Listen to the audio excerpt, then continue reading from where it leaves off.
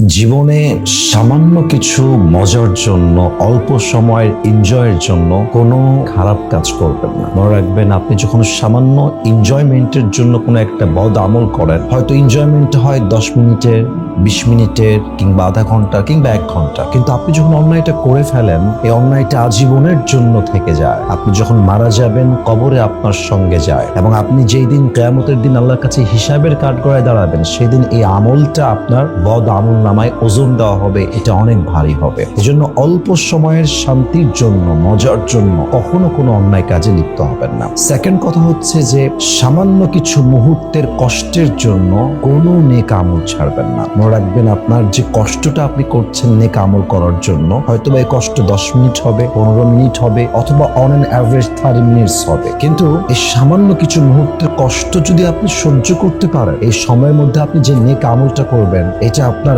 আজীবনের সঙ্গী হয়ে যাবে। আপনি যেদিন মারা যাবেন, কবরে আপনার সাথে যাবে। কিয়ামতের হিসাব দিবসে এই আমল নামাটা আপনার ডান আমল নামায় ওজন দেওয়া হবে, এবং হতে পারে এই সামান্য কিছু মুহূর্তের স্যাক্রিফাইস এবং কষ্টের জন্য আল্লাহ আপনাকে জান্নাত দিতে পারেন ইনশাআল্লাহ তাআলা। এই জন্য সামান্য কিছু মুহূর্তের এনজয়মেন্টের জন্য কোনো গুনাহের কাজ করবেন না, আর সামান্য কিছু কষ্টের জন্য কোনো নেক আমল ছাড়বেন না। আল্লাহ আমাদের সবাইকে আমল করার তৌফিক দান করুন।